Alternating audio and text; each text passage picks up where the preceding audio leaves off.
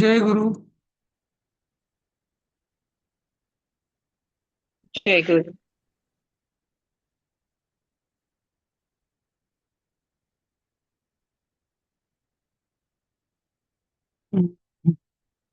कोण सुरू करते आज 10 श्लोक आपले? जय गुरु. झाली एक बऱ्याच जणांची झाली असेल ना प्रॅक्टिस? प्रॅक्टिस म्हणजे काय, आम्ही थोडं थोडं आपलं केली आहे जमेल ना. तसं करतो. हो, तसंच म्हणजे पण हम्म. कर दीपाली, तू सुरू कर. ओके. ओम श्री परमात्मने नमः. अथ दशमोऽध्यायः. श्री भगवानुवाच. भूय एव महाबाहो शृणु मे परमं वचः. यत्तेऽहं प्रीयमाणाय वक्ष्यामि हितकाम्यया. न मे विदुःसूरगणाः प्रभवं न महर्षयः. अहमादिर्हि देवानां महर्षीणां च सर्वशः. यो मामजमनादिं च वेत्ति लोकमहेश्वरम्. अस्सम्मूढस्मृत्येषु सर्वपापैः प्रमुच्यते. बुद्धिर्ज्ञानमसम्मोहः क्षमा सत्यं दमः क्षमः. सुखं दुःखं भवो भावो भयं चाभयमेव च. अहिंसा समता तुष्टिस्तपोदानं यशो यशः. भवन्ति भावा भूतानां मत्तः एव पृथग्विदाः. महर्षयः सप्त पूर्वे चत्वारो मनवस्तथा. मद्भावा मानसा जाता येषां लोक इमाः प्रजाः. एतां विभूतिं योगं योगं च मम यो वेत्ति तत्त्वतः. सोऽविकम्पेन योगेन युज्यते नात्र संशयः. अहं सर्वस्य प्रभवो मत्तः सर्वः प्रवर्तते. इति मत्वा भजन्ते मां बुधा समविताः. मच्चित्ता मद्गतप्राणा बोधयन्तः परस्परं. कथयन्तश्च मां नित्यं तुष्यन्ति च रमन्ति च. तेषां सततयुक्तानां भजतां प्रीतिपूर्वकं. ददामि बुद्धियोगं तं येन मामुपयान्ति ते. हा, छान. सुरुवातीला थोडं अडखळायला होतं, मग नंतर एकदम सेट होतं का? ती एकदा हे पकडली की परफॉर्मन्स एन्झायटी म्हणतात तसं टाईप. हा, ठीक आहे. पुढचे 10 श्लोक.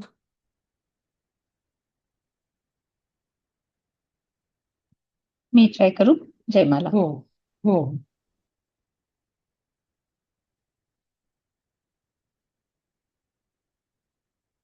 हो, जयमाला कर ट्राय.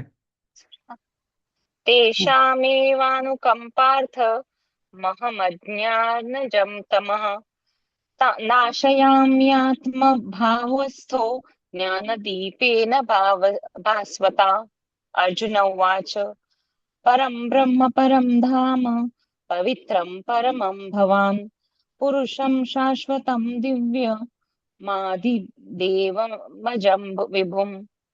आहुस्त्वा ऋषयः सर्वे देवर्षिर्नारदस्तथा. असितो देवलो व्यासः स्वयं चैव ब्रवीषि. नाही नाही, हा खूपच हा हे झालं. हा हा हा. ब्रवीषि मे द्रुत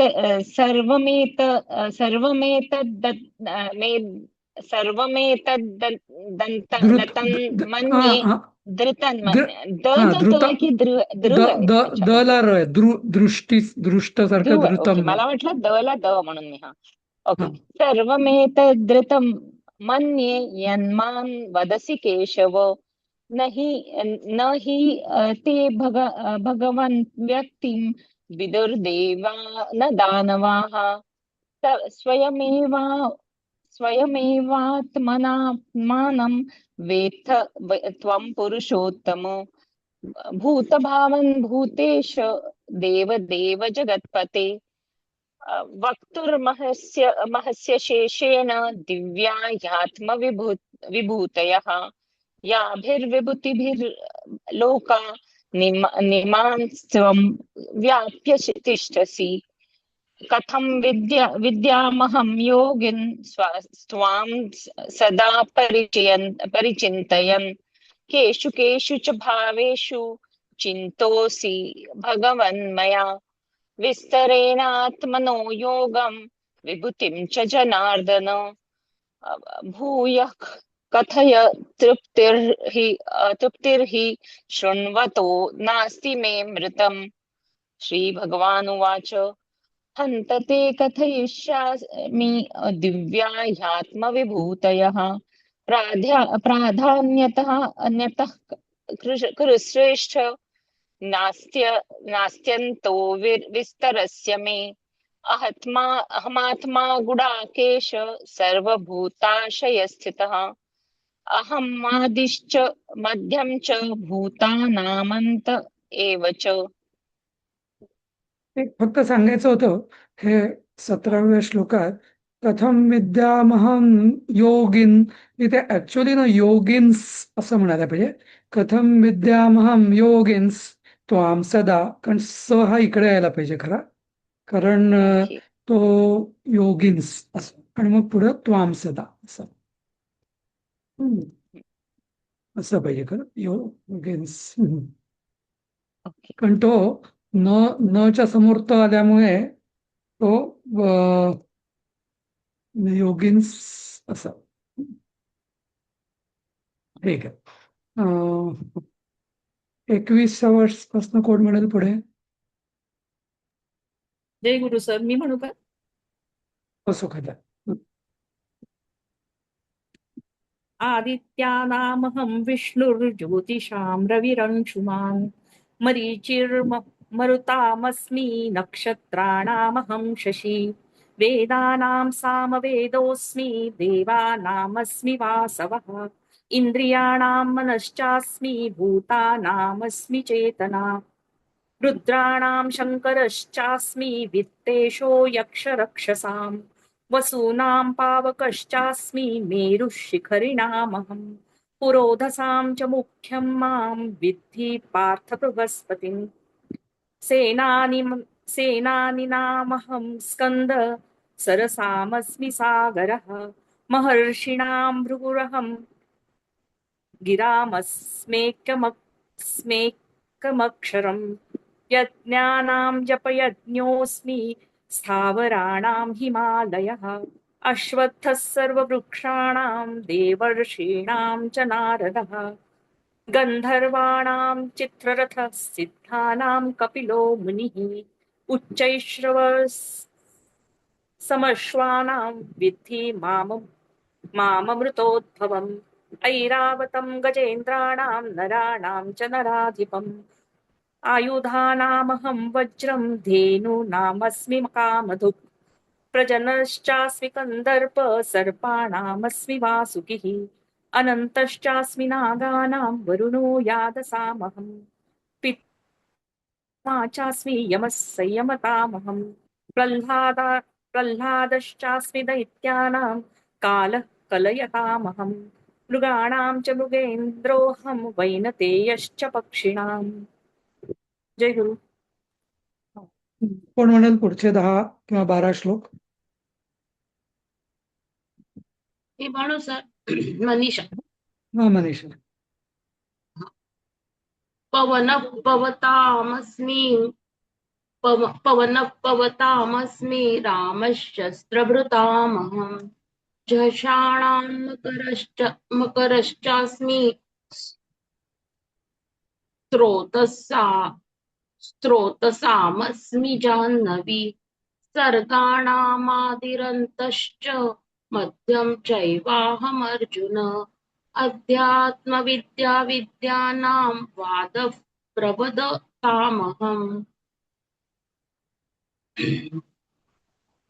अक्षराणामकारोऽस्मि द्वन्द्वः सामासिकस्य च अहमेवाक्षयः कालो धाताहं विश्वतो मुखः मृत्युः सर्वहरश्चाह मुदभवश्च भविष्यताम् कीर्तिः श्रीर्वाक् च नारीणां स्मृतिर्मेधा धृतिः क्षमा बृहतस् बृहतस्सां तथा साम्नां गायत्री छन्दसामहम् मासानां मार्गशीर्षोऽहं ऋतूनां कुसुमाकरः द्यूतं छलयतामस्मि तेजस्तेजस्विनामहम् जयोऽस्मि व्यवसायोऽस्मि सत्त्वं सत्त्ववतामहम् वृष्णीनां वासुदेवोऽस्मि पाण्डवानां धनञ्जयः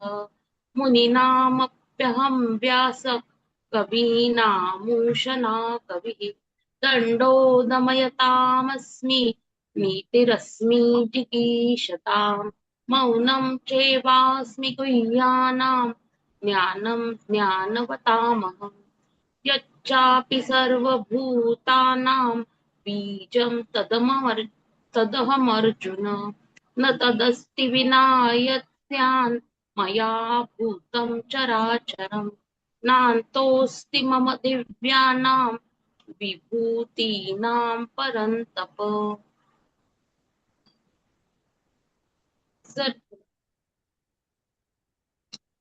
एष तुद्देशतः प्रोक्तो विभूतेर्विस्तरो मया यद्यद् विभूतिमत्सत्त्वं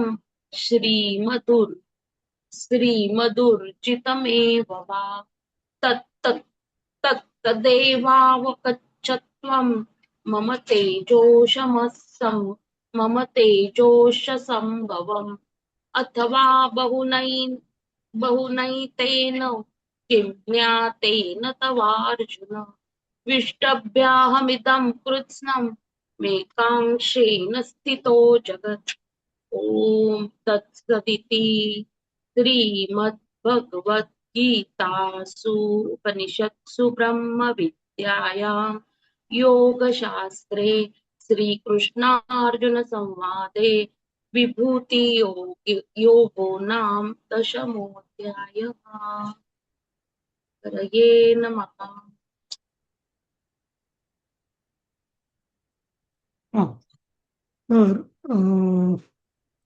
आपलं मला वाटतं 31वा श्लोक सुरू होता. हो.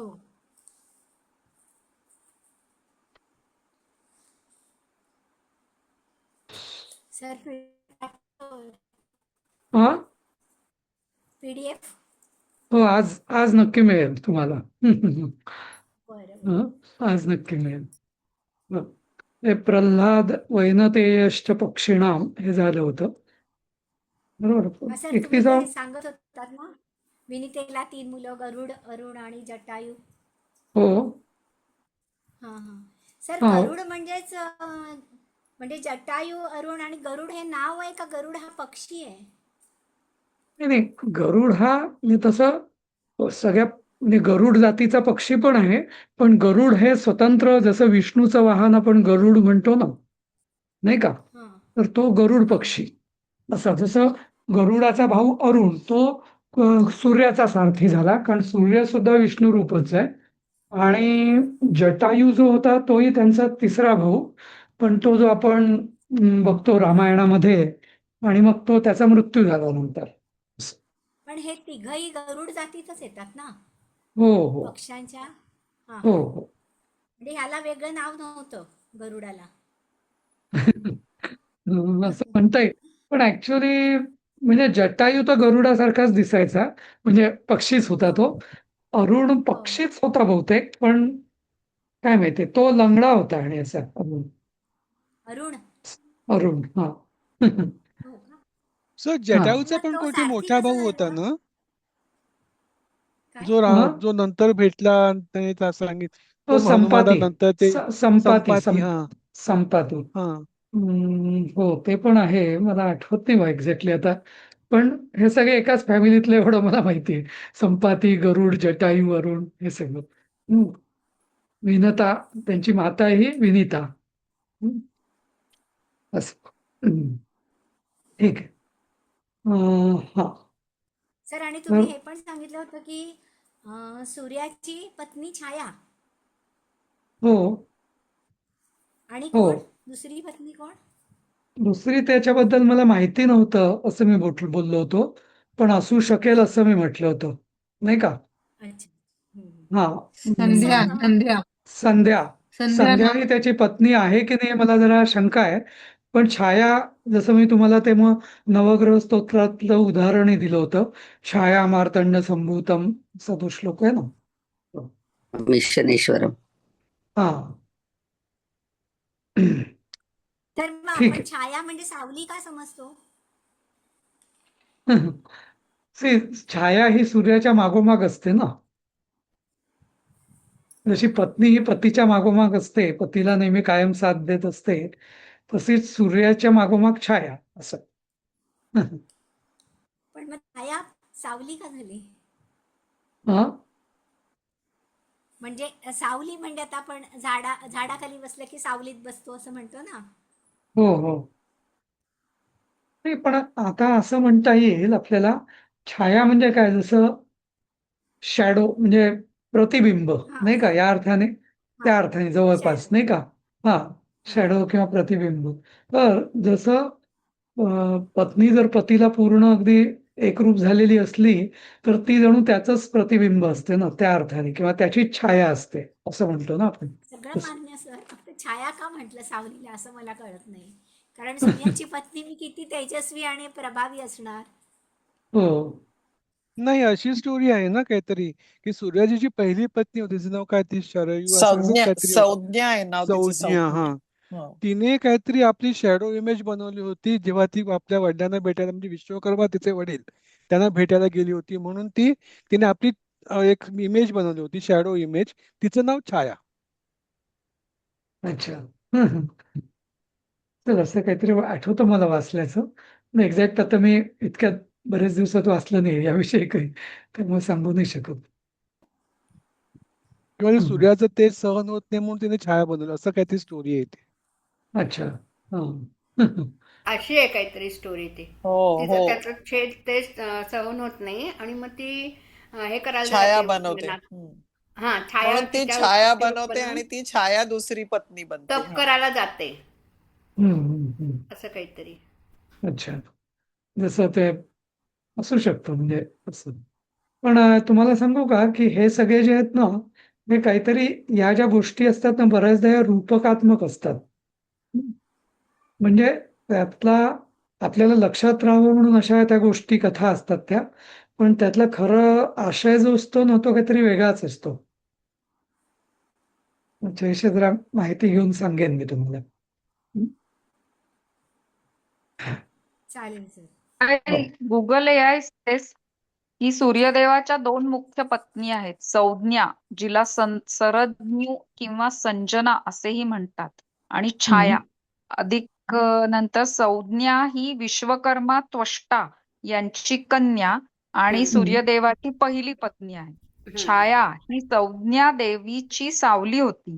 तिने संज्ञा देवीच्या जागी राहून सूर्यदेवाची सेवा केली आणि ती सूर्यदेवाची दुसरी पत्नी बनली. बरोबर. संजना हा शब्द मूळ संज्ञापासूनच आलेला आहे तसा. म्हणजे हिंदी मधल्या लोकांना ज्ञ हे म्हणता येत नाही ना उच्चार, म्हणून ते ज्ञचं जना, संजना असं झालं. ठीक आहे. पवन. एवढी माहिती कळली. पवन पवतामस्मि रामः शस्त्रभृतामहं झषाणां मकरश्चास्मि स्रोतसामस्मि जाह्नवी. पवतां, पवनः अस्मि. पवतां म्हणजे पू, पू नावाचा जो धातू आहे संस्कृतमध्ये, पू पुनाती, तो म्हणजे पवित्र करणे किंवा पावन करणे या अर्थाने. इनफॅक्ट पावन हा शब्द सुद्धा पू धातूपासूनच आलेला आहे. पावन, पवित्र पावक हे सगळे शब्द पू धातूपासूनच आलेले आहेत. तर पवताम पवना अस्मी. तर जे कोणी पवित्र करतात म्हणजे शुद्ध करतात त्या सगळ्यातला म्हणजे सगळ्यात अगदी अल्टिमेट शुद्ध करणारं कोण? बाकी गंगाजल असेल, हे असेल, ते असेल काहीतरी. पण सगळ्यात जास्त तसा तर वारा पण शुद्ध करतो, पण सगळ्यात अल्टिमेट म्हणजे सर्वाधिक शुद्ध करणारा म्हणजे अग्नी. म्हणूनच सीतेला म्हणजे तिचं पावित्र्य त्याची खात्री करण्यासाठी अग्निपरीक्षा द्यावी लागली होती, नाही का? तर म्हणून पावक म्हणजे सगळ्यात मोठा जो पावन करणारा, पवित्र करणारा तो अग्नी. हं. आणि आपण बघतोच बऱ्याचदा हे जे धातू वगैरे असतात ते शुद्ध करण्यासाठी अग्नीत टाकतात. मग त्याचं जे वरचं जे हे असतात म्हणजे काय जळमट किंवा गंज वगैरे ते सगळं चाललं जातं, नाही का? आणि अग्नी शुद्ध करतो असं. तर त्यामुळे अग्नी सॉरी इथे पवताम पावकमस्मी पवना नाही, म्हटलंय सर. पवन. अच्छा, म्हणजे पवन वायू म्हटलंय ना. काय? हा, पवन. हं. पवन म्हणजे तोच आहे, पण म्हणजे म्हणजे पू धातूपासून दोन्ही आहेत. पवन पण होतो आणि पावक पण होतो. पावक म्हणजे अग्नी आणि पवन म्हणजे वायू. हा, तर असं म्हटलं जातं की काही अ, पदार्थ हे अग्नीने शुद्ध होतात, काही पदार्थ वायूने, जसं म्हणजे सुकवतो आपण तसं त्या अर्थाने. तर इथे माझं असं समज होतं पवताम पावकास्मी असं मला वाटत होतं. पण हे काय पवन आहे, ठीक आहे. तर वायू म्हणजे वायू हा सगळ्यांना शुद्ध करतो या अर्थाने तो मी वायू आहे असं इथं भगवान म्हणतात. सर अहम. मलाही तोच प्रश्न पडला की वायूला का म्हणजे पवित्र करणाऱ्यांमध्ये आणलं. नाही, कसं आहे माहिती आहे का, संस्कृत म्हणजे आपल्या शास्त्रात त्याचं सांगितलेलं आहे की वेगवेगळ्या पदार्थांना शुद्ध पवित्र करणाऱ्या गोष्टी वेगवेगळ्या असतात. हा, असं तर काही नुसते वायूनी पण शुद्ध होतात. जसं आता हा वातावरण, हं, वातावरण समजा खूप धूळ आहे, नसं आहे, तसं आहे, नाही का? तर वायूनेच ते शुद्ध होणार ना, नाही का? पर वातावरण आपलं जर वारा आला तर चांगलं सगळं शुद्ध होतं, नाही का? या अर्थाने. आणि सर दुसरं मला असं वाटतं की त्या वायूमध्ये जो ऑक्सिजन असतो हं, प्राणवायू, हो, हा, बरोबर, त्याला पण बरोबर. असं. हा. म्हणजे त्यातच म्हणजे आपल्याला वाटतं चांगलं आता हवा स्वच्छ झाली, मग आपण म्हणतो ना चांगला हो. खूप सोसाट्याचा वारा आला की हवा शुद्ध होते ना, असं वाटतं आपल्याला. त्याचं तेच कारण म्हणजे असं. रामशस्त्रभृतामहम. नंतर शस्त्रभृत म्हणजे शस्त्र धारण करणाऱ्यांमध्ये शस्त्रभृताम, हा, सप्तमी. तर त्याच्यामध्ये राम म्हणजे सगळ्यात शस्त्र धारण करणारा सगळ्यात मोठा कोण? तर राम. रामाचं का? कारण रामाचं असं होतं ना की त्याचा बाण कधी व्यर्थ जात नसे, नाही का? त्यांनी बाणाला प्रत्यंचा लावली की ती व्यर्थ जात नसे, नाही का?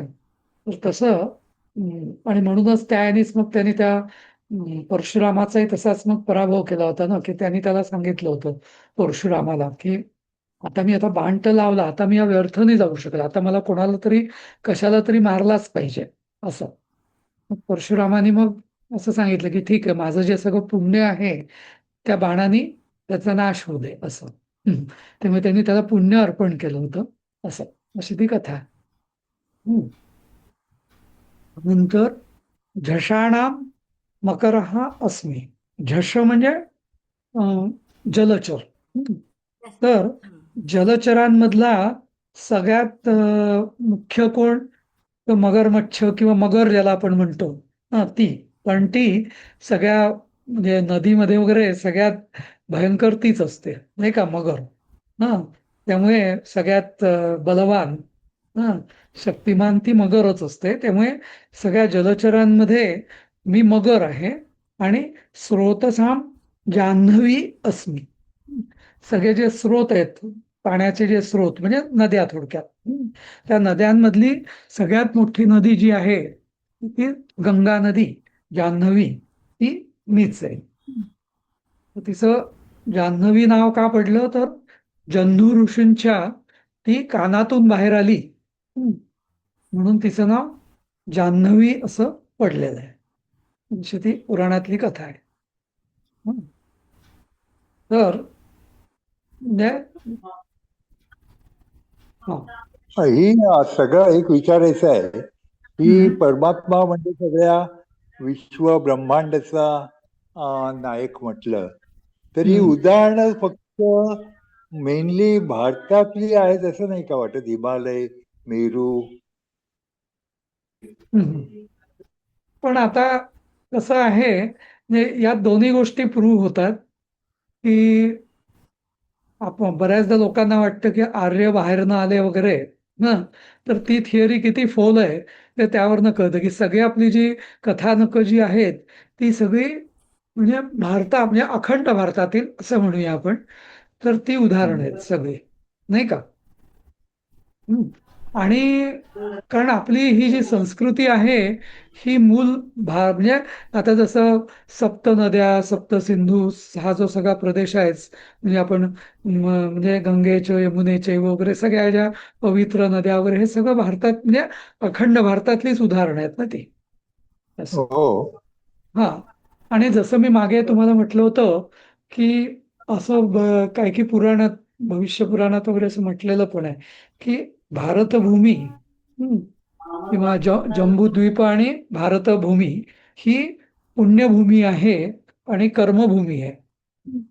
बाकी म्हणजे सगळ्या ज्या आहेत इवन जरी मनुष्य योनी असल्या तरी बाकीच्या प्रदेशातल्या तर ते तेव्हा लागू असेल, आता कितपत लागू आहे माहिती नाही.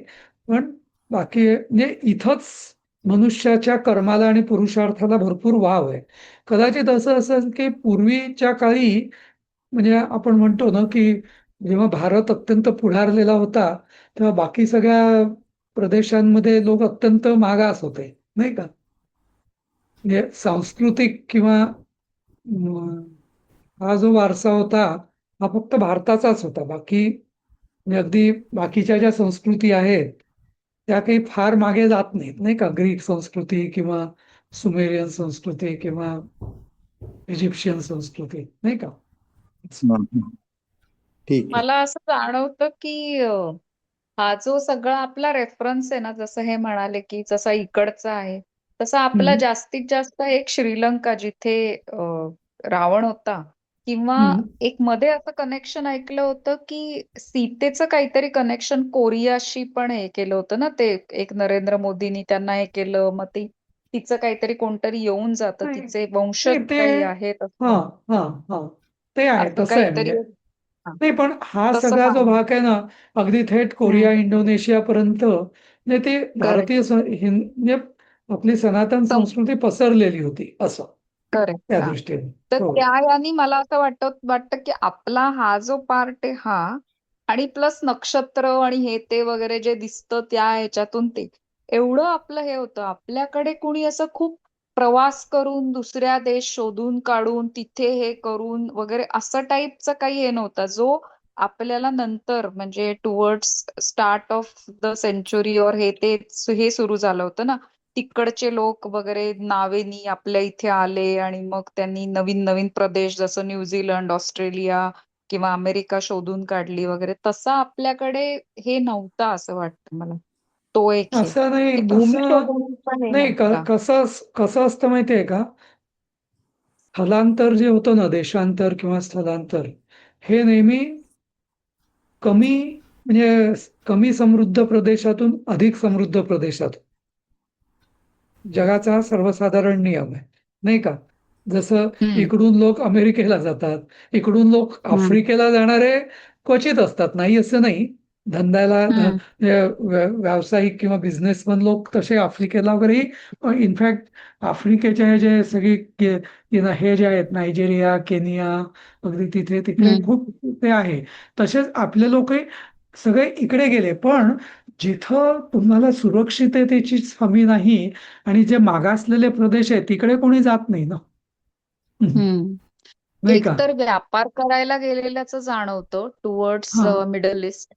किंवा दुसरं म्हणजे हे जे युरोपियन होते ते तिकडच्या राजांच्या जाचाला नाही वैतागून नाही बाहेर पडले होते. नाही नाही तेव्हा युरोप आणि हे सगळे तर अमेरिका तर काही नव्हतंच म्हणजे तो निर्जन देश असंच म्हणता येईल जवळपास, रेड इंडियन्स वगैरे. आणि युरोपचा युदय सुद्धा हा फार गेल्या 2,500-1,000 वर्षातला आहे. त्याच्या आधी काहीच नव्हतं ना इकडे, 2,500-3,000 वर्ष, नाही का? सर आपण ते दिलीप राजाच्या ह्याच्यात नाही का वाचलंय की संपूर्ण पृथ्वी त्याच्या अंडर होती, असं म्हणजे संपूर्ण हे नाही, पण बघा ना तिथं कसं त्याच्या आहे, राज्याची नाही नाही, सीमा साठी सांगितली होती. पृथ्वीच होती ना, पण जम्बूद्वीप हा हा पृथ्वी होती. हो. पण तरी तुम्ही हे जे भविष्य पुराण वगैरे मी जे सांगतोय ना, त्यात जे सप्तद्वीप म्हणजे क्रौंच द्वीप, क्रौंच द्वीप म्हणजे मला वाटतं अमेरिका वगैरे, असे त्याची वर्णनं आहेत, नाही असं नाही. पण तिथे असं म्हटलेलं आहे की जास्त अशी संस्कृती अशी नव्हती. म्हणजे जसं आता म्हणजे असं नाही, कम्पेअर उदाहरण देतो मी की जेवढा उत्तर प्रदेश आणि बिहार मधनं सगळे लोक आपल्याकडे येतात, नाही का, म्हणजे उद्योगधंद्यांसाठी, व्यवसायासाठी वगैरे, तेवढे आपल्यातले किती जण तिकडे जातात, नाही का? ते मी तो प्रवाह, हे जो असतो देशांतर, हे नेहमी कमी समृद्धीकडून जास्त समृद्धीकडेच होत असतं, किंवा मागास प्रदेशातून सांस्कृतिक प्रदेशांकडे, असं, नाही का? नाही, मला त्यामुळे मोठा प्रश्न पडला की जगातील सगळ्यात मोठी नदी अमेझॉन आहे, तर गंगेचा उल्लेख का जान्हवी म्हणून? त्यामुळे हा प्रश्न मला हो, पवित्रतेमुळे. माहिती, कदाचित असंही समजूया आपण की तसं म्हणजे त्यांच्या दृष्टीने पृथ्वी म्हणजे हे जम्बूद्वीप म्हणजे पृथ्वी, असं लिव्हिंग कॉन्टिनेंट, असं या दृष्टीने. त्यावेळेला त्याचा शोध लागला नसेल सर बहुतेक, ज्या नाही, वेळेला शोध, गीता नाही नाही सांगितली. नाही नाही नाही, शोध. आणि दुसरं, जसं मी म्हटलं ना की ते नगण्य प्रदेश होते. नगण्य म्हणजे नाही बाबा, तिकडे काय काय जाऊन करायचं, तिकडे काही संस्कृत, तिथे बोलण्यासारखं काय आहे, असं त्या असं. नाही, तसं म्हटलं तर मगाशी जलचरांमध्ये मगर म्हटलंय, ते आपण नदीचाच हे पाहिला, पण आता देवमासा झाला, शार्क झाला, हे सुद्धा मोठे आणि हे ते आहेत. पण नाही, पण आता कसं आहे माहितीये का, जशड म्हणजे देवमासा आणि शार्क आहेत, ते नद्यांमध्ये नसतात, नाही का? आता बरोबर, म्हणूनच म्हटलं नदीमधलं. हे जास्त करून म्हणजे सागराचंही वर्णन, पण ते सगळ्या जलचरांमध्ये मगर सगळीकडे असते, असं. पण मगर समुद्रात नसते ना? असते समुद्रात का? नसते ऍक्च्युली, बरोबर, समुद्रात नसते मगर, नद्यांमध्येच असते, बरोबर.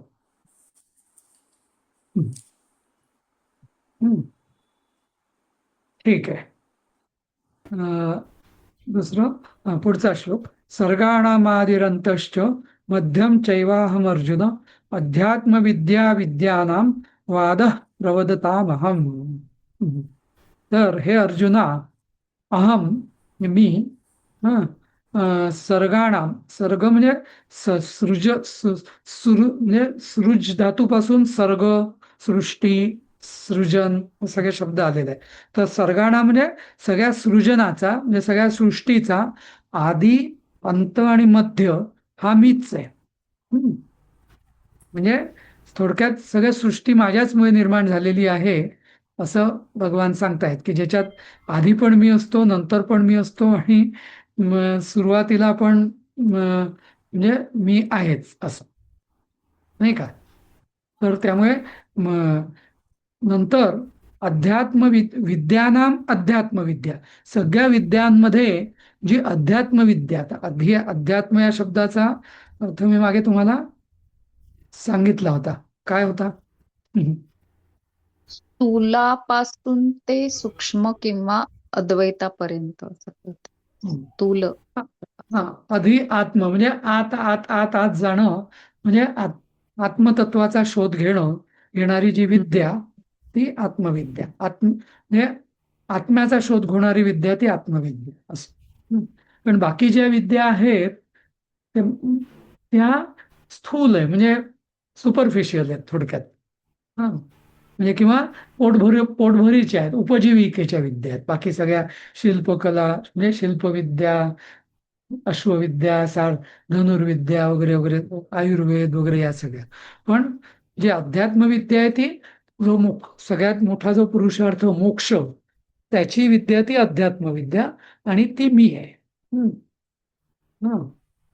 सगळ्या विद्यार्थ्यांमध्ये म्हणजे सगळ्या विद्यांमधील मुख्य जी अध्यात्मविद्या ती मीच आहे असं. नंतर अहम प्रवदता वादः. तर इथं ना वाद, जल्प आणि वितंडा हे 3 प्रकारच्या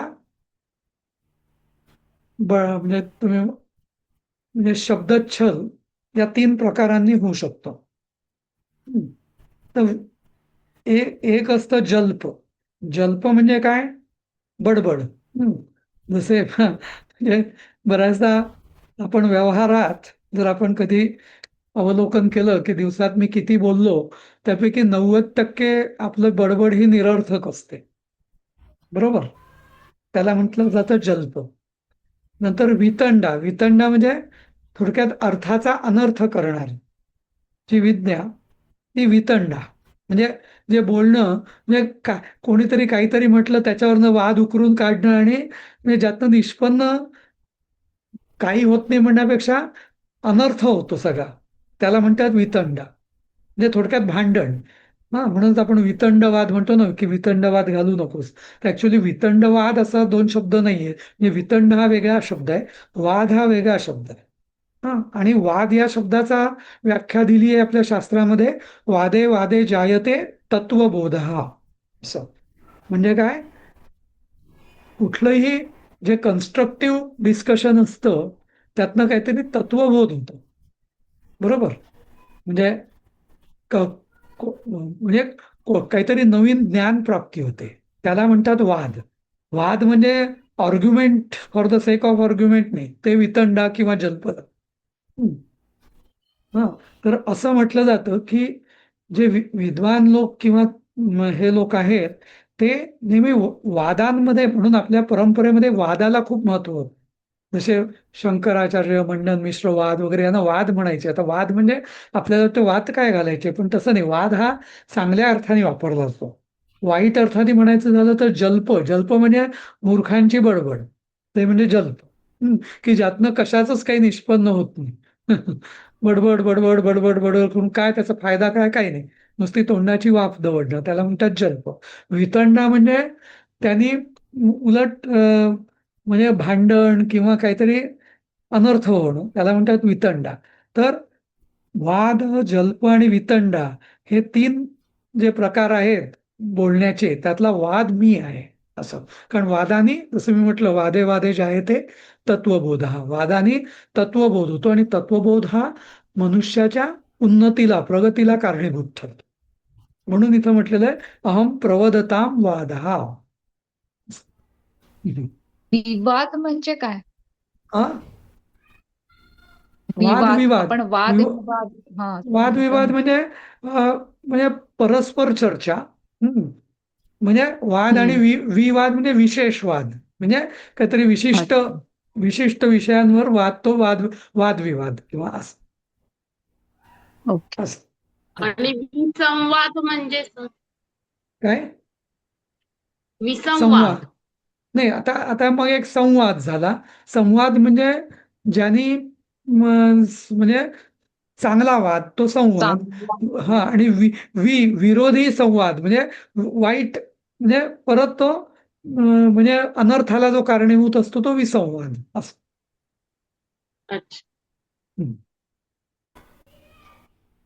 तर असं हे म्हणजे वादाचंही त्यांनी व्याख्या दिलेली की नक्की काय.